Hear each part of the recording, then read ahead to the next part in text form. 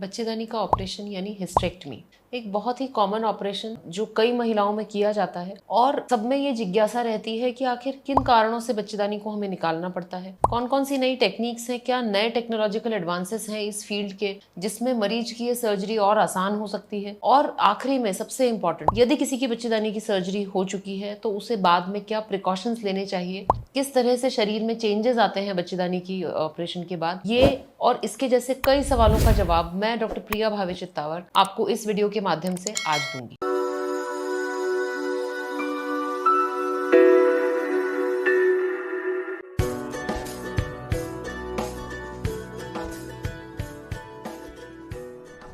बच्चेदानी का ऑपरेशन यानी हिस्टेरेक्टमी महिलाओं में परफॉर्म करने जाने वाली सबसे कॉमन सर्जरी। आइए जानते हैं किन कारणों में हमें इस ऑपरेशन का सहारा लेना पड़ता है। आज के समय में बच्चेदानी का जो ऑपरेशन है वो बहुत ही कम केसेस में किया जाता है। लगभग 80% महिलाओं की जो समस्याएं होती हैं उनका निदान और उनका उपचार साधारण रूप से दवाइयों से ही हो जाता है, परंतु कुछ ऐसी कंडीशंस हैं जिनमें दवाइयों की बजाय डॉक्टर ऑपरेशन प्रेफर करते हैं और उनमें से सबसे जो कॉमन इंडिकेशन है या कारण है वो है हेवी मेंस्ट्रुअल ब्लीडिंग यानी कि माहवारी में अधिक रक्तस्राव। माहवारी में अधिक रक्तस्राव अधिकतर केसेस में दवाइयों से ठीक हो जाता है, परंतु वो महिलाएं जिनको इससे रिलीफ नहीं मिल रहा और साथ में जिनकी बच्चेदानी में कोई और तकलीफ है उनके केसेस में हमें यूट्रस को ऑपरेट करके निकालना पड़ता है। दूसरा बहुत कॉमन जो कारण होता है वो है बच्चेदानी में गठाने या फाइब्रॉइड्स। फाइब्रॉइड्स वैसे तो महिलाओं में बहुत कॉमन होते हैं, लगभग 50% महिलाओं को फाइब्रॉइड्स होते हैं, परंतु ये फाइब्रॉइड्स यदि मल्टीपल हैं, साइज बड़ा है या फिर ये बच्चेदानी की अंदर की लेयर के पास है यानी कि सब म्यूकस फाइब्रॉइड्स हैं। कुछ केसेस में फाइब्रॉइड्स जो आसपास के ऑर्गन्स हैं उनके ऊपर प्रेशर डालते हैं और किडनी के ऊपर प्रेशर के या फिर इंटेस्टाइन्स के ऊपर प्रेशर डालने के कारण इनको निकालना ऑपरेशन के द्वारा बहुत इंपॉर्टेंट हो जाता है।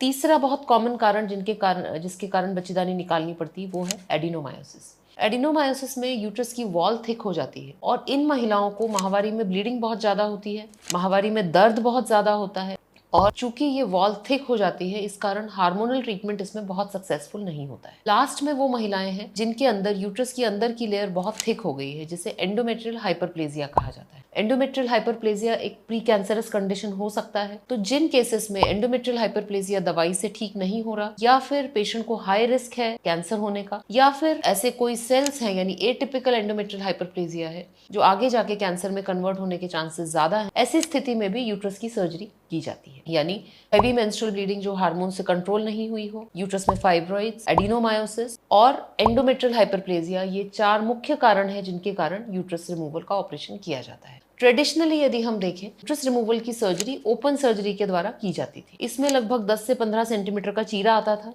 बच्चेदानी को इसमें निकाला जाता था। इसमें लॉन्ग इंस्ट्रूमेंट्स यूज होते थे और डॉक्टर अपने हाथों से यूट्रस के जो अटैचमेंट्स हैं इसको अलग करके यूट्रस को निकालते थे। हॉस्पिटल स्टे इसमें लगभग 6 से 7 दिन होता था। 1% केसेस में यूट्रस के आसपास के ऑर्गन्स को किसी तरह का डैमेज होने की आशंका होती थी और लगभग 1% केसेस में टांकों में या अंदर इन्फेक्शन के चांसेस भी होते थे। आज का समय मिनिमल एक्सेस सर्जरी का है, यानी कि हम पेशेंट को आराम पूरा देना चाहते हैं परंतु कम से कम तकलीफ के साथ। इस कड़ी में अब जो कॉमन है या जो स्टैंडर्ड ऑफ प्रैक्टिस है या जो मैं प्रैक्टिस करती हूँ वो है लैप्रोस्कोपिक हिस्टेरेक्टमी।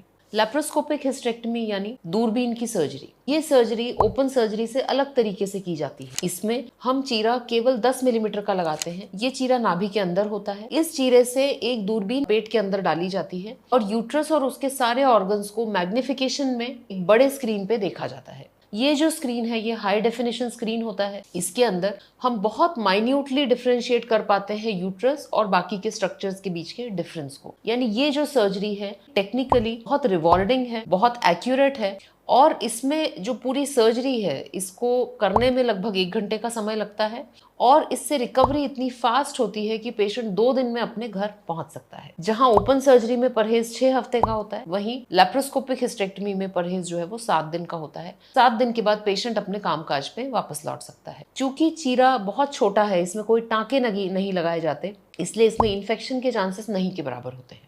यदि हम बाकी कॉम्प्लिकेशंस की बात करें तो जहां ओपन सर्जरी में 1% कॉम्प्लिकेशन रेट है, वहीं लैप्रोस्कोपिक हिस्टेरेक्टमी में मैग्निफिकेशन के कारण, मैग्निफिकेशन यानी हम उस स्ट्रक्चर को बहुत बारीकी से देख पाते हैं, बहुत ही पतले इंस्ट्रूमेंट्स का यूज करते हैं, इस कारण ये जो कॉम्प्लिकेशन का रेट है ये लगभग 0.1% है। यानी ओपन सर्जरी की तुलना में काफी कम है। कई पेशेंट्स घबराते हैं कि हमारा पहले का ऑपरेशन हो चुका है, हमारे पेट के अंदर एडेशंस हैं, क्या ऐसी स्थिति में लेप्रोस्कोपी हमारे लिए सेफ रहेगा? तो इसका आंसर है एक्चुअली ऐसे केसेस में लेप्रोस्कोपी सेफ है और ज्यादा सेफ है ओपन सर्जरी के कंपैरिजन में, क्योंकि जो एडेशंस हैं जिनकी प्रीवियस सर्जरीज हैं उसमें हमें मैग्निफिकेशन और माइक्रो इंस्ट्रूमेंट्स के यूज के कारण हम पेशेंट को कॉम्प्लिकेशन से काफी हद तक बचा सकते हैं। आइए जानते हैं लेप्रोस्कोपिक सर्जरी के बाद के क्या प्रिकॉशंस होते हैं। लेप्रोस्कोपिक सर्जरी के बाद जो रिकवरी है ये फास्ट होती है। एक दिन के अंदर ही पेशेंट अपने नॉर्मल डाइट चालू कर सकता है, चल फिर सकता है। सेक्सुअल इंटरकोर्स जो है वो 6 वीक्स के बाद अलाउड होता है और 7 दिन के बाद आप अपने रोजमर्रा के डे टू डे वर्क पे वापस लौट सकते हैं। झुकना, सीढ़ियां चढ़ना इसमें मना नहीं होता।